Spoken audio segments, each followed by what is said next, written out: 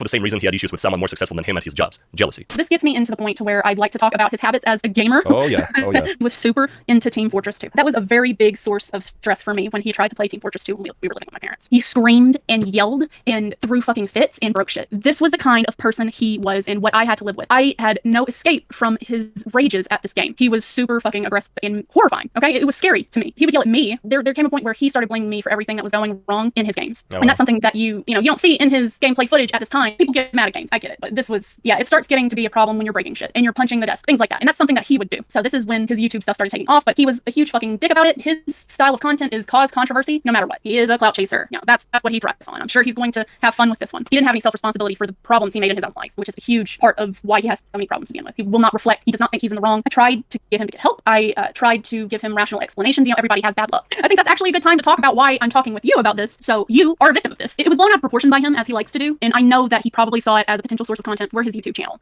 In fact, he was super excited about it when I had my 2 accounts, and on my main account, I acted like myself. I was hostile. I was on this one. This one was on this yes, Jane Dome. And then I pretended to be my friend. I think it was my Lavender account. Yes, this girl was both Jane Dome and Pinkstar Lavender, who wanted to settle down the whole situation around my Discord server from the very start, which is quite important because it proved that Jane did not try to backpedal while on the interview, but she had generally felt guilty for helping Venusian with those videos about my server. Yeah, I remember that. This actually blew my mind. On one hand, I wanted to support him at all costs because that is how I value relationships. That is how I show my love for people, loyalty. But at the same time, I tried to de-escalate the situation, pretending to be my friend. I should have never done it, and I want you to know that I'm very sorry. Don't worry about it. He was like kind of hyped over doing this kind of stuff. He felt like he was winning. He was really just super excited to take advantage of the situation to get content for his YouTube channel. And this was at the beginning or towards the end of 2020. But I think it was the beginning of 2021, actually. Yeah. 2021 was the year where Venusian's cheating on Jane would come to a head. It had begun with some friendly drawn character roleplay stuff with other girls, but soon it became serious. 2021, we were living with my grandmother with dementia at the time. So he was doing online sexual roleplay with people in our drawing communities. It was already clear that he was not attracted to me and nothing was helping. It probably started happening earlier than that, like with just different chicks in general. Did draw roleplay with some, very few, but I do know that he started taking things to DMs with girls. It got to the point to where it wasn't just right haha funny with our characters. It wasn't a character thing. It started getting a lot more personal and serious with these girls. Of course, I didn't know how serious it was getting until drama started happening around it that I was totally removed from. I guess it was just the experience of his manipulative behavior, but I stopped going to draw threads. I stopped being a part of the community. I wasn't happy. I didn't talk to my friends and I didn't socialize with them and didn't get a whole lot of information right away about what was happening. I was isolated. He did that to me on purpose sometimes. He made sure that I didn't have contact with these other girls. So the first time I hear about this stuff and the first time the drama's brought up, I have people telling me, oh, he's cheating on you, right? Well, I made the excuse. It's not really cheating if it's online and they're not sending nudes and they're not doing all of this stuff. But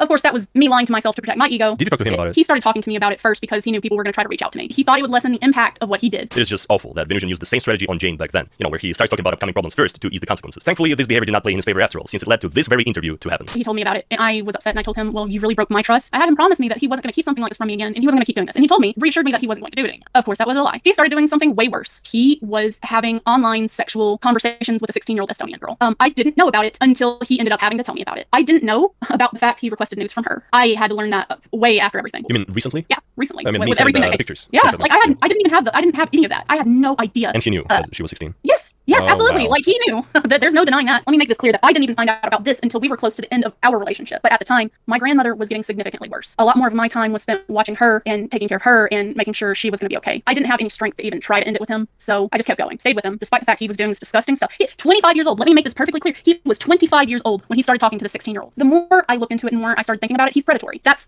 makes it even worse. He has a history of talking to girls that are likely very vulnerable and easy to get things out of. And I was one of those girls. His behavior is predatory. So the fact he even took it further and allowed this shit to happen with this 16-year-old just speaks volumes to me about his behavior. So he got banned from Antoon server too. That's fucking crazy. I have no idea what was going on in Antoon server. I had no idea that he was stalking these other females. And the next topic that Jane would discuss is physical abuse. It wasn't like I wasn't beaten every day or some shit like that, right? There was one instance before the main event where he did get physical with me. And that was when we had to drive across country to take care of his mother's estate. I drove for most of the drive, 3 days, almost nonstop driving, but I got tired to this point to where either we needed to just take a nap on the side of the road, which I wouldn't have minded, but he has his own issues with that, so that was off the table. So we find this hotel. It was more expensive than what he wanted to pay, and he was so angry about it. We checked into the hotel, and we got the stuff up to the room. He was angry. It was a quiet anger in the beginning because we were in public. I was so far away from home. But when we got up to the room, he yanked me inside and slammed the door shut. I remember him pushing me onto the bed and holding me down, grabbing my arms really hard. He was trying to hurt me. He held me down and told me, I'm so tired of your princess attitude. This all happened just because you decided to take a rest. Yes. Like I said, I was totally okay with even just napping on the side of the room. It doesn't even matter. So he held me down. He was trying to hurt me. He said that when we get back home, we're going to move out of your parents' house and you're going to have to deal with it, shit like that. He was saying all of these things just to be cruel and force him his beliefs and what he expected onto me. And while he was holding me down and I was looking at him, I was so scared. I was so far away from home and I thought to myself, yeah, I was real concerned with my safety getting with this individual. All I could think about was I did this to myself. I put myself in this situation where I have gone to do all of this stuff for this person and I'm getting hurt. I'm getting blamed. You know, that really did set the tone for this relationship that I had with him. Hold on just a sec. We had to take a small break from the interview here. And at that point, I thought that this was the physical abuse part that Venusian had mentioned, but it was not. The actual event was so bad that it felt surreal to even listen about. This first one that I told you about was just him holding me down and hurting me by squeezing my arms and kind of shaking me against the bed. I had no idea. Yeah, I thought this it is was totally different. It happened twice. So we go through all the cheating. We're close to the end of our relationship. When we started living with my grandmother with dementia at the time, this was shortly after my grandpa died. She had enough sense about her to want to go on a vacation. She wanted to go back to a place, you know, where she was happy. She would talk about it. If we're going to get her to enjoy the last bit of her life before she's completely gone mentally, we need to do it quickly. So that's when we set the vacation up for. We did not know how aggressively the dementia would take her over. During all of this, it was super stressful. He was super upset. You know, it was miserable to be with him. On the way back, we were in the middle of rural Mississippi. He noticed that she was starting to sit strangely, pulled over on the side of the road, and I held her while she died. Oh my God.